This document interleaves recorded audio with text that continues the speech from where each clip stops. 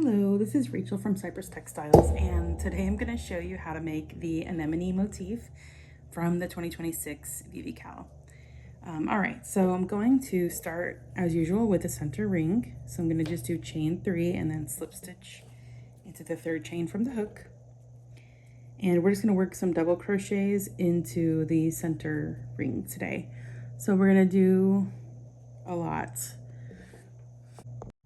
Okay, we're going to do 18 double crochet. So first we're going to do a beginning double crochet, go straight into the center ring and make a single crochet and then make a chain, and that's going to be your first double crochet of the round. And now you need 17 more double crochet. So just scoot them over until they all fit in there, and once you have your 18 double crochet including the beginning one, you're just going to slip stitch into the beginning double crochet. All right, so I have done my 18 stitches in the center ring, and now I'm just going to do essentially 2 double crochet in each stitch around. So first we're going to start with the beginning double crochet in the next stitch. So directly into the next stitch we're going to make a single crochet, chain 1, and then make a double crochet in the same stitch, and then we're just going to do 2 double crochet in every stitch around. Alrighty, so we've got our 36 double crochet, 2 in each of the 18 stitches from round 1, and I've joined with the slip stitch in the first double crochet. And now our next round is going to be these little treble bobbles. So how you make that is by working a single crochet and then a treble crochet and then a single crochet. So the treble kind of gets squashed down and it makes a bobble on the front side of the work. And there's a minimal amount of controversy here because lots of folks say, oh, well, my bobble ended up on the back side of the work. So I've gone over this in another video, but just in case you didn't make that motif, I'm going to show you. So the first thing we're going to do is go into our stitch that we've joined into actually with a single crochet. Okay, so that's clear. So now we're going to make a treble in the next stitch. All right, so if you don't squash the treble to the front, and so making my treble, some difficulty. Okay, if you don't squash it to the front and you just go straight into the next stitch like this, so with your single crochet, yes, your bobble is going to end up poking out at the back of your work instead of at the front. But you are not going to do that, or if you can't get it, you just turn your motif over and just work this round from the back, and then you'll have all your bobbles sticking out at the front.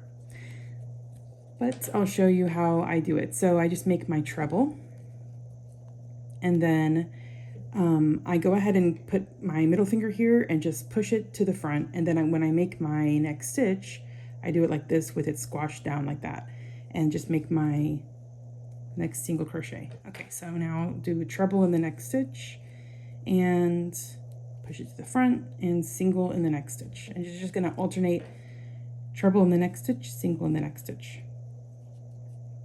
Okay, you're going to end up with 18 treble bobbles and 18 single crochet. Let me show you how that looks. All right, like that, and then I'll show you how it looks when it's done. All right, so my round is complete, and I've joined with the slip stitch in the first single crochet, and now I'm going to go into that same stitch with another single crochet to start my next round. I'm just going to do single crochet, chain 3, and skip over this treble and just do single crochet in the next stitch and chain 3 all the way around. We're going to end up with 18 single crochet and 18 chain spaces. Alrighty, so my round is done. I've done a slip stitch in the first single crochet, and now in each chain space around, I'm going to go straight into the chain space with single crochet and then a treble that's going to end up being a bobble at the front of the work, and then another single crochet in the same chain space, and then chain 1. And so that's what we're going to do in every chain space around. We're just going to do single crochet, treble, single crochet, chain 1. Okay, just make sure to squish the treble to the front of the work. All right, and there we go so far, and I'll show you how it looks when it's finished. Okay, so our round is done, and I've done my slip stitch here, and now I'm going to make a slip stitch in the next 2 stitches to bring us over to this next chain space. So I'm going to do a slip stitch across the treble and a slip stitch across the single, and then into this chain space here I'm going to do a single crochet and then chain 3, and then I'm going to skip these stitches and just do a single crochet in the next chain space. And now when I do my chain 3, I'm going to do a single crochet in the same chain space. That's going to be our corner. So now I'm going to do chain 3, and we're going to skip these and go into the next chain space with a single crochet, and then chain 3, single crochet in the next chain space again, and then one more time, chain 3, single crochet in the next chain space.